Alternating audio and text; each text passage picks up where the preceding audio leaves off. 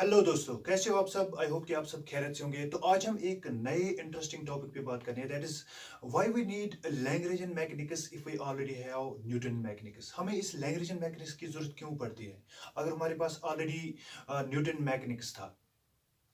तो भाई उसको अंडरस्टैंड करने के लिए आपको पहले मैं एक एग्जांपल से समझाता हूँ। सपोज करो कि आप आपको एक कमरे की जरूरत है। आप एक कमरा किराए पे लेना चाहते हैं। तो आप क्या करोगे? इट्स बेस्ट कि आप किसी घर वाले के पास जाओगे और उसको कहोगे कि मुझे भाई एक कमरा किराए पे दो। अगर वो आपसे कहेगा कि आपको दो कमरे लेने, एक सेट लेना है, मैं आपको एक सेट देता हूँ। तो इट्स बेस्ट कि आप उसे कहोगे कि नहीं भाई, मुझे एक ही कमरा चाहिए, तो मैं दो कमरे के लिए पे क्यों करूँ फजूल में। तो इट्स वेज के आप वहां से जाओगे और वापस किसी दूसरी जगह पे आप सर्च करोगे, आपको क्योंकि आपको एक ही कमरा चाहिए। ऐसे ही कुछ काम कर रहा है न्यूटन मैकेनिक्स, ऐसे ही कुछ काम कर रहा है लैग्रेंज मैकेनिक्स। अगर हम न्यूटन मैकेनिक्स की बात करेंगे पहले, न्यूटन मैकेनिक्स में क्या होता था कि आपको किसी पार्टिकल की या आपको सिंपल एक पेंडुलम में देता हूँ, एक सिंपल पेंडुलम की अगर हम बात करेंगे, तो वहां पे आपको क्या करना है कि आप वहां पे उसकी जो उसको आपने अटैच किया एक रिजिड रॉड के साथ। दैट मीन्स जो उसकी लेंथ है वर्टिकली जिससे वो अटैच है, हैंगड है, that means this is constant, वो चेंज नहीं होना है। और आपको क्या करना है, और सिंपली जो वो पेंडुलम है, सिंपल पेंडुलम, वो एक ही एक्सिस पे वाइब्रेट कर रहा है। अगर ऐसा है तो हमें फिर इसमें उन तीनों डायमेंशन को क्यों इस्तेमाल करना है? भाई ये जो वाइब्रेट कर रहा है एक ही डायमेंशन पे, बाकी जो कांस्टेंट है। तो न्यूटन मैकेनिक्स का सबसे यही फॉल्ट था इस जगह पे, वो तीनों डायमेंशन को इस्तेमाल कर रहा था। अगर यहाँ पे हम एक ही डायमेंशन से इस पार्टिकल का अच्छे से डायनेमिक्स ढूंढ सकते हैं, इसकी मोशन ढूंढ सकते हैं, उसकी वेलोसिटी, एक्सेलरेशन, या इसका मोमेंटम ढूंढ सकते हैं, या इसकी kinetic energy, potential, sorry kinetic energy. तो फिर हमें इन तीनों डायमेंशंस की जरूरत क्यों पड़ रही है? वो इन तीनों को क्यों इसमें इस्तेमाल इस्तेमाल कर रहा है? दैट्स वाई कि हमें फिर एक नए अप्रोच की जरूरत पड़ी, जिसने फिर इन चीज़ों को वहाँ से नेग्लेक्ट किया, जो हमें इसमें काम नहीं आ रहे उनको रिस्ट्रिक्ट किया। That's what we actually call Lagrangian mechanics. Lagrangian mechanics में क्या होता है कि वहाँ पे उसने काम किया, उसने उन मोशंस को रिस्ट्रिक्ट किया जिन मोशंस को जिनकी हमें जरूरत ही नहीं पड़ रही। फॉर एग्जांपल वहां पे जो लेंथ है वो कांस्टेंट है, उसमें कोई चेंज नहीं आ रही है, तो फिर उसको इसमें इंट्रोड्यूस क्यों करेंगे? जब हम इसकी कैलकुलेशन करते हैं, इसका डायनेमिक्स ढूंढते हैं, तो फिर इसमें हम या इसका फोर्स, काइनेटिक एनर्जी, तो जब उसका इन्वॉल्वमेंट ही नहीं है तो फिर हम उसको क्यों इसमें इस्तेमाल करेंगे? तो वहां पे उसने लगाई एक नई definition, that is constant motion.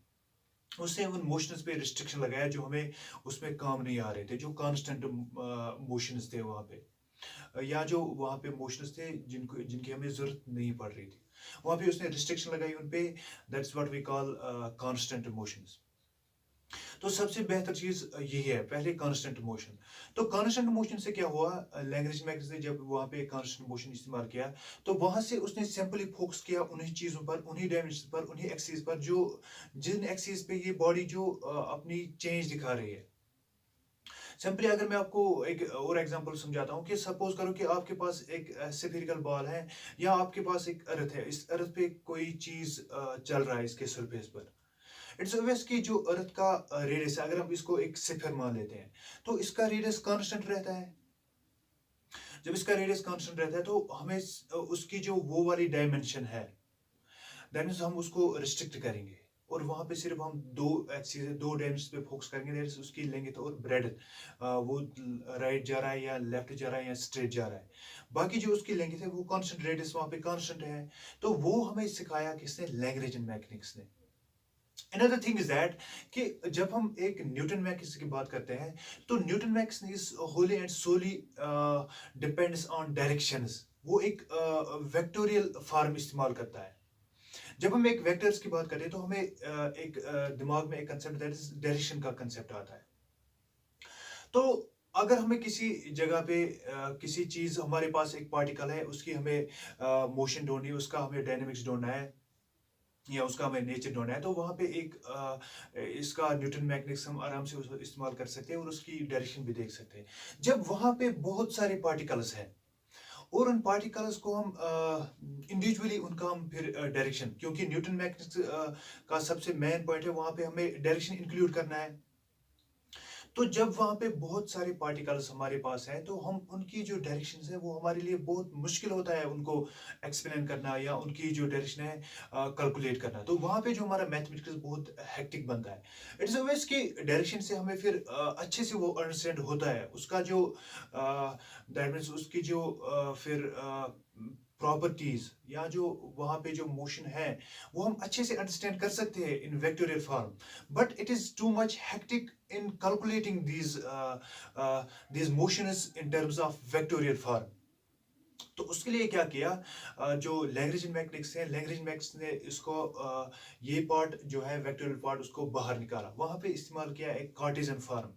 Simply वहां पे उसने स्केलर्स इस्तेमाल किए, जो स्केलर फॉर्म है जहाँ पे हमें फिर डायरेक्शन का कंसेप्ट नहीं आ रहा है। और वहाँ पे सिंपली हम क्या करते हैं, हम हमारे पास जो पोटेंशियल एनर्जी और काइनेटिक की एनर्जी होती है हम सिंपली उसके जो इक्वेशन में डालते हैं, जो वहाँ पे हमारे पास लैग्रेंजियन इक्वेशन होती हैं या यूलर लैग्रेंजियन इक्वेशन।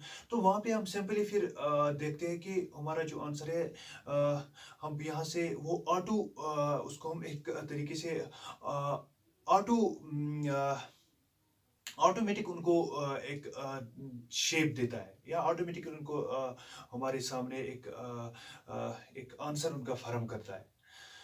तो दैट इज वाई कि अनदर थिंग इज दैट कि अगर हम एक कंजर्वेटिव फोर्स की बात करते हैं तो कंजर्वेटिव फोर्स हम सिंपली कहते हैं कि conservative force is those force which our path independent, जो पाथ पे डिपेंड नहीं करते हैं, वो पाथ इंडिपेंडेंट होते हैं, वो इनिशियल एंड फाइनल पोजीशन पे डिपेंड करते हैं। जैसे कि हमारे पास ग्रेविटेशनल फोर्स है या ऐसे हमारे पास इलेक्ट्रिकल या इलेक्ट्रिकल फोर्स है, तो वो एक्चुअली होते हैं कंजर्वेटिव फोर्सेस। तो उन कंजर्वेटिव फोर्स को उनका जो डायनेमिक्स है वो अंडरस्टैंड करने के लिए भी हमारा जो लैग्रेंज मैट्रिक्स है वो वहाँ पे हम इस्तेमाल करते हैं। लैग्रेंज मैट्रिक्स क्या करता है कि सपोज करो कि हमारे पास जब हम एक जो हमारे पास फ्रिक्शन होती है, फ्रिक्शन एक्चुअली होती है नॉन कंजर्वेटिव। बट जब हम बात करते हैं जब हम एक एटॉमिक स्केल पे जाते हैं तो वहाँ पे हम इलेक्ट्रॉन देखते हैं, वो भी एक चार्जड पार्टिकल्स वो फॉलो करते हैं इलेक्ट्रॉनिक इलेक्ट्रोस्टैटिक। तो वहां पे हम क्या करते हैं, वहां पे जो वो इस्तेमाल फॉलो करते हैं inverse square law, that means वो कंजर्वेटिव फोर्स में हम लाते हैं उनको। तो वहां पे हम उनको अच्छे से जब हमने उसको कंजर्वेटिव फोर्स में जब उनको इंक्लूड करते हैं तो हम वहां से एक लैग्रेंजियन फोर्स इस्तेमाल करते हैं, उनका भी हम अच्छे से कैलकुलेट कर सकते हैं, उनका मैकेनिक्स, उनका डायनेमिक्स। तो दैट इज वाई कि we need this Lagrangian instead this Newton mechanics. Thank you for watching. Thank you so much.